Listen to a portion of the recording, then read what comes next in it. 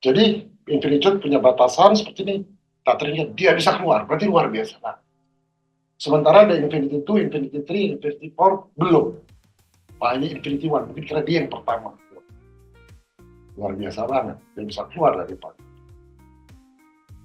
Nah, ketika dia keluar dari situ, dia jadi the infinity. Setelah dia keluar, dia ada the infinity, ada infinitude, di bawah infinitude ada the infinity. Asli infinity kan udah keluar, dia jadi the infinity. Nah, jadi infinity itu juga ya sama kan asalnya dari infinity one ya.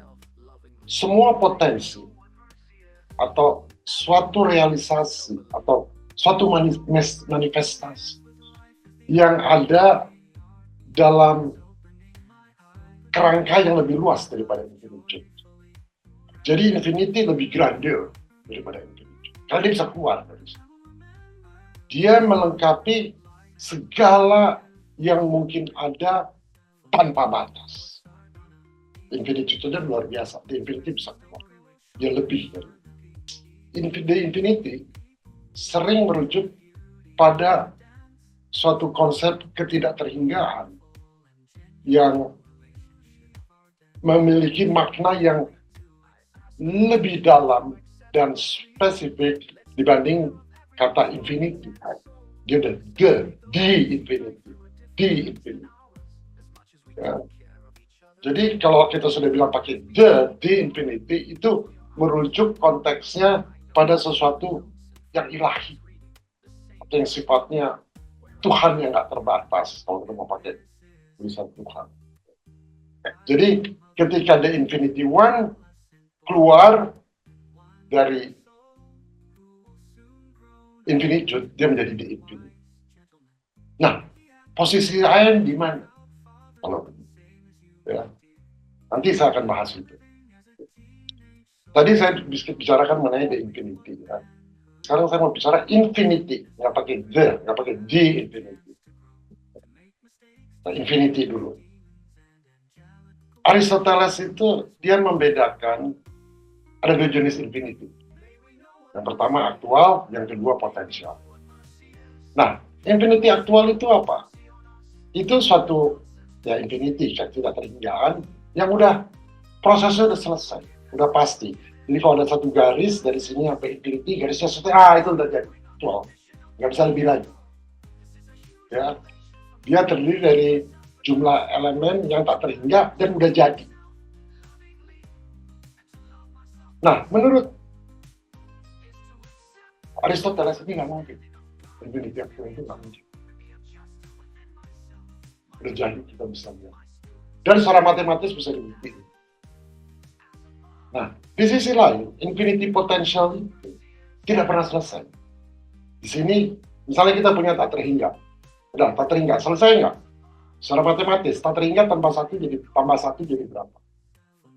Dan itu juga kan, infinity selanjutnya tambah satu. Nggak pernah selesai.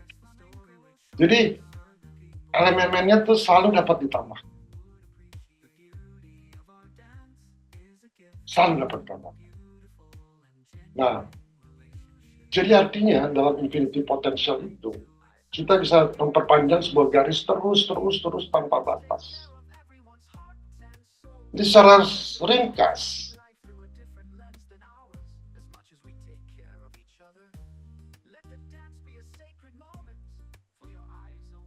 itulah sebabnya Aristoteles itu mengakui infinity potential itu adalah proses yang berlangsung tanpa henti, tapi dia menolak konsep infinity aktual sebagai sesuatu yang bisa eksis. Nah, sekarang kalau kan kata infinity, kalau kita mengikuti cara berpikir Aristoteles, di infinity yang ada unsur keilahian yang kita anggap kalau pakai di infinity pasti ilahi. Ya. Di infinity aktual, di infinity yang aktual nggak mungkin ada. Yang ada hanya the infinity potential. Jadi kita anggap Bapak itu sudah aktual, enggak tuh, itu masih ya dia aktual tapi dia menjadi potensial lagi. lalu berkembang jadi Gojo Supreme, Supreme Being. Dan kita anggap dia itu enggak, ternyata dia berkembang terus begitu. Jadi prosesnya berlangsung terus menerus, tidak ada.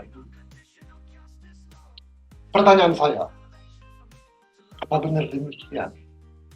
Apa Aristoteles yang benar? Atau ada infinity yang aktual?